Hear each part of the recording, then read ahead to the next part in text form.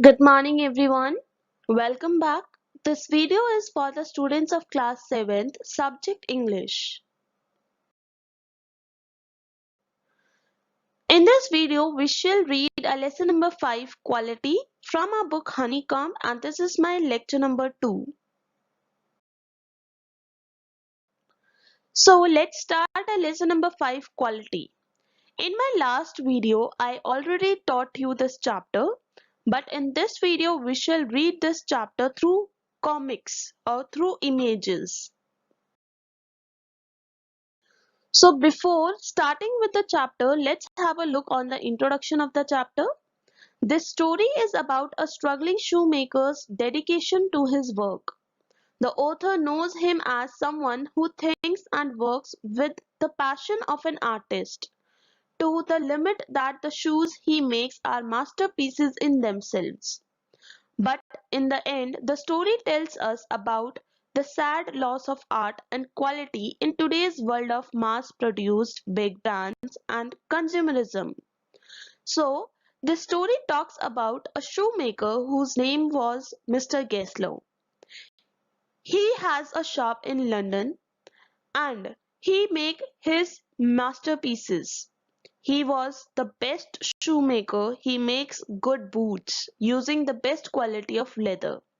But due to competition in the market, due to mass produced big brands, due to the advertisement, and due to consumerism, he lost the art and quality and he died.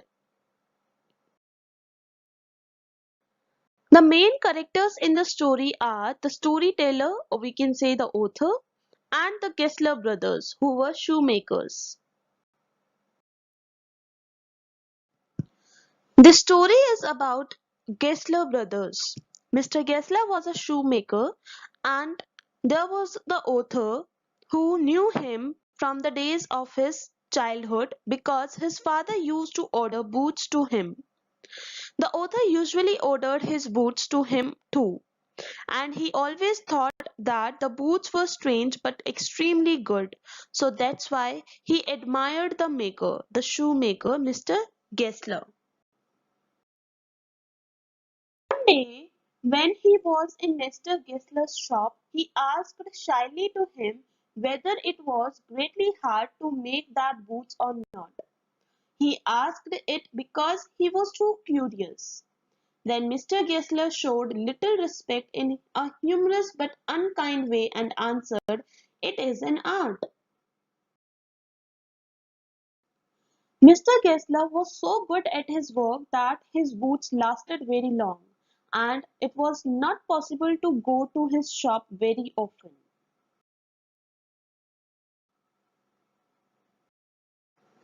Then the author told us that whenever he entered Mr. Gessler's shop, it was like a church. He would go and sit on a wooden chair, and there would be a harsh sound and a tip-tap of Mr. Gessler's boot. He came downwards, holding a leather apron with sleeves turned back, blinking as if he has just awakened from some dreams of boots. Then Mr. Gessler would come downstairs and he would leave him alone and go in one corner of the shop. One morning the author came to that simple shop and he asked Mr. Gessler, "How do you do, Mr. Gessler? Could you make me a pair of Russia leather boots?"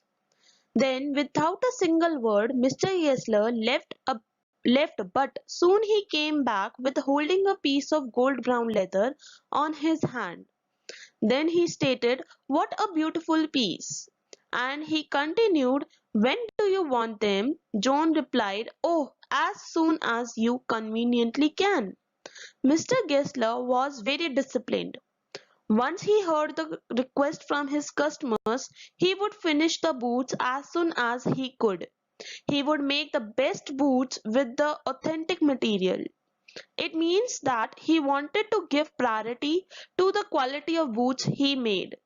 He did not care how much the price of materials. If the customer felt satisfied with his made, he would be satisfied too. Then one day the author absent-mindedly went in his shop wearing the boots of some big brands. Looking towards his boots, Mr. Gessler said that those are not my boots. It hurts you there. Those big firms have no self-respect. They aim only at earning money, not satisfying the customers. And then, as if something had given way with him, he spoke long and bitterly about the big firms. He said that those big firms have no self-respect. They do it all by advertisement. They make money and they do not love making boots. Listening to Mr. Gessler, the author felt so bad that he ordered so many pairs of boots, and they lasted that much long that it he was unable to go to his shop for nearly 2 years. After returning to his shop, he asked Mr. Gessler, "How are you?" Then Mr. Gessler told him that he had lost his elder brother, and he told him that he was a good man. He made good boots, but he is no more. Listening to him, the author again felt so bad that he ordered several pairs, and they lasted long. So he took those pairs of boots and went abroad. After returning from abroad, he went to the shop again. Going back to the shop, he saw that when he went, Mr. Gessler looked a man of 60, but when he returned, he was looking a man of 75. And this time, Mr. Gessler was unable to recognize the author. Then Mr. Gessler asked him, "Do you want any boots? I can make them quickly. It is a slack time." Then the author said that, "Please, I want all the boots, every kind of boots." Taking the boots, he tried every boot one by one, and they were the best. Then the author gave Mr. Gessler a check and he went back. A week passed. The author wanted to come there to tell Mr. Gessler how great the new boots fitted.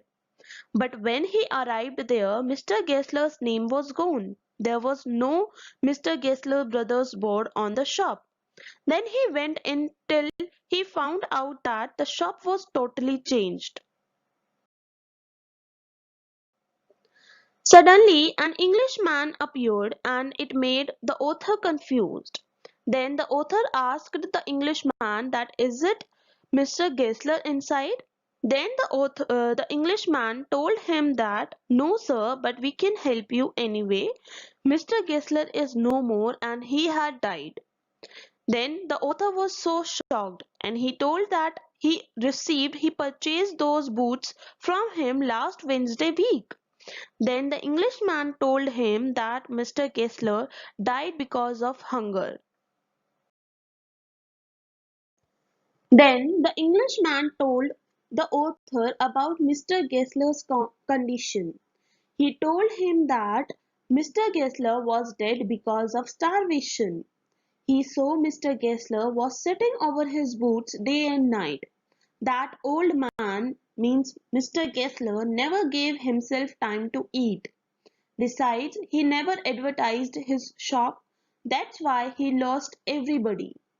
The author was very shocked and he was feeling very bad, and he said he made good boots, and then he left with hiding his sadness from there. So, the moral of the story is to become a master at any skill. It takes the total effort of your heart, mind, and soul working together in unison. So, that was your story of Lesson 5 Quality. I hope you understood it well. Now, your homework is you have to learn question answers and word meanings of lesson number 5, and you have to try book exercise of lesson number 5 in your book itself. If you don't have your books, then you can do the exercise in your rough notebook also. This is your exercise. given on page number 78 of your book under the heading Working with Language.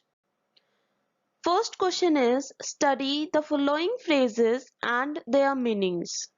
Use them appropriately to complete the sentences that follow.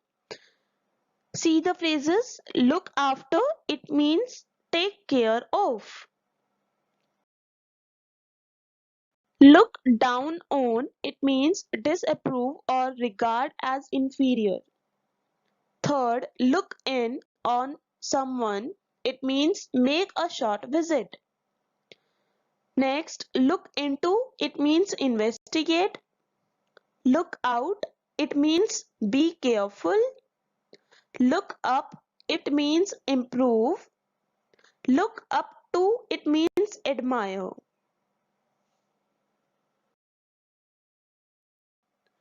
Now, what you have to do, you have to fill these blanks with these phrases.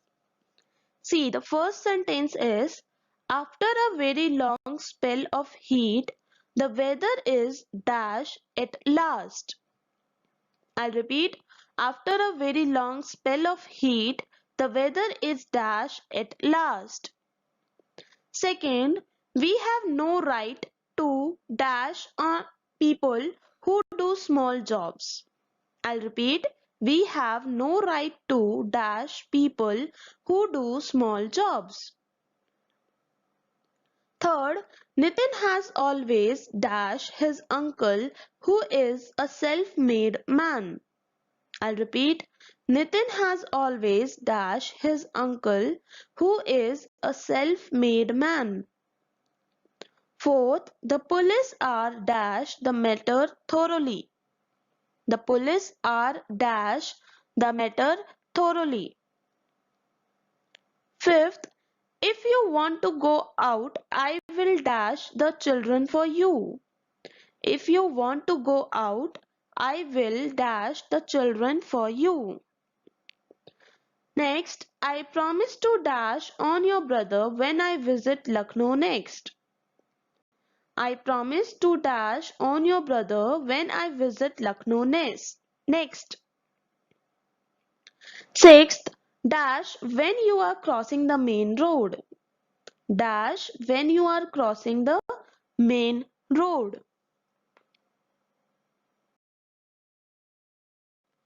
Now, this is your second exercise. Read the following sets of words loudly and clearly. Means this is only reading exercise. Caught, coat, coast, coast, toast, toast, got, goat, rot, wrote, blot, bloat, not, note. Now you have to read these words yourself. Reading can be different from person to person. Okay, so this exercise is supposed to be done by yourself. Now, this is your third exercise. Each of the following words contains the sound sh, as in shine, means sure sound, in the beginning or in the middle or at the end. First, speak out all the words clearly, then arrange the words in three groups in the table on page 80. The words are sheep, anxious, portion, shoe, trash, shriek, ashes, pushing, march, shore, sure, polish, fashion, fish, nation, mustache. Now what you have to do? You have to divide these words in these three categories. Initial means when the sound of sh is coming in starting. Medial, the words in which the sound is coming in middle. And final, those words in which the sound of sh is coming at end. Okay? Now this is your fourth exercise. In each of the following words, ch represents the same consonant sound as in chair. The words on the left have the sound initially, means in starting, and those on the right have it finally. Speak each word clearly. Now see the words on left hand side. Choose, child, cheese, chair, charming. These words have the sound of ch in starting. Now see the words on right hand side. Bench, march, peach, wretch, research. These words have the sound of ch at end. Now what you have to do, you have to underline the letters representing this sound in each of the following words. Feature, archery, picture, reaching, nature, matches, riches, batch, church. Clear?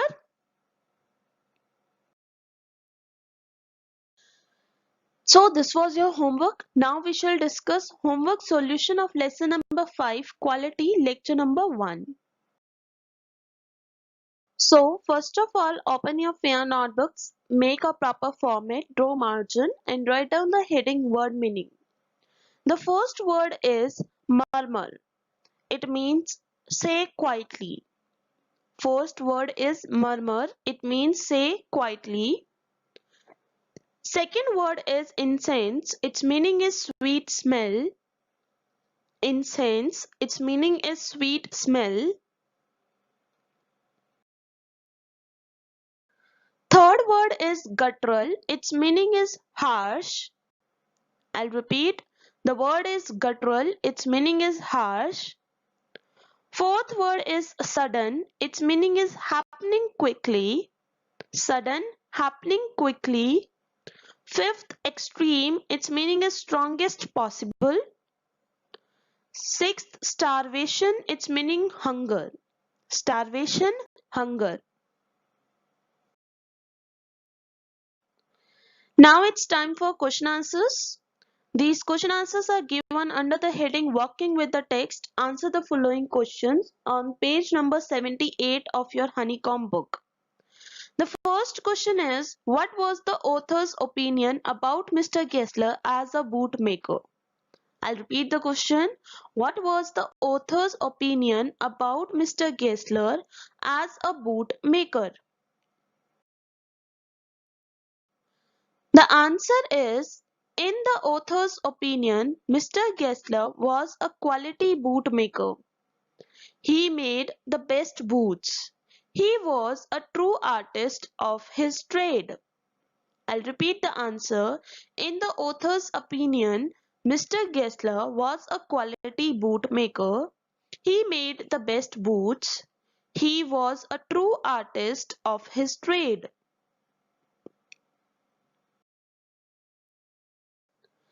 The second question is, why did the author visit the shop so infrequently? I'll repeat.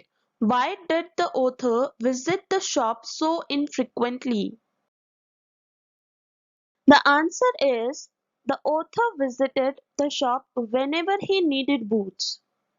But the boots made by Gessler lasted very long, so he visited the shop so infrequently. I'll repeat the answer. The author visited the shop whenever he needed boots, but the boots made by Gessler lasted very long, so he visited the shop so infrequently.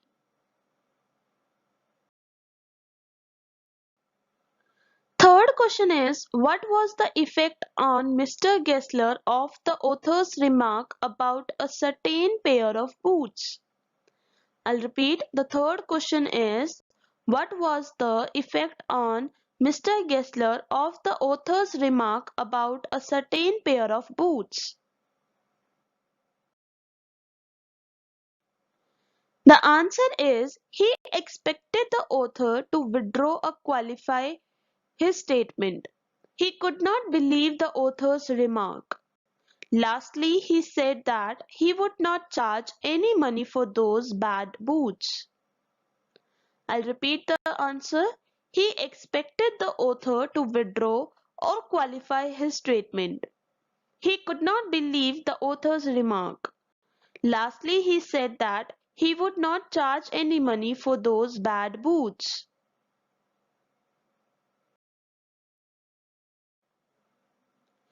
The fourth question is, What was Mr. Gessler's complaint against big firms? I'll repeat. What was Mr. Gessler's complaint against big firms? The answer is his complaint was that the big firms had no self-respect. They make inferior boots and sell them by making advertisement. I'll repeat the answer. His complaint was that the big firms had no self-respect. They make inferior boots and sell them by making advertisement.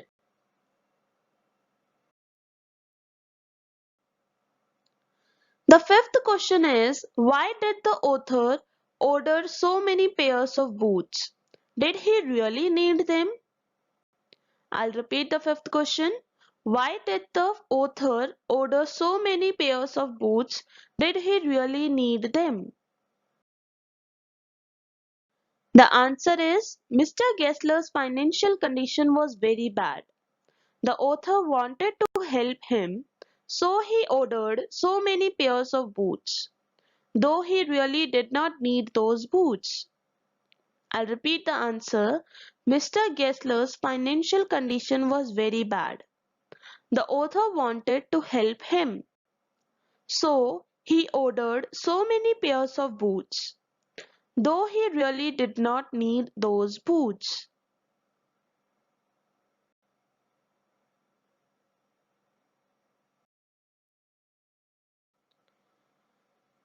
Thank you. That's all for today's video.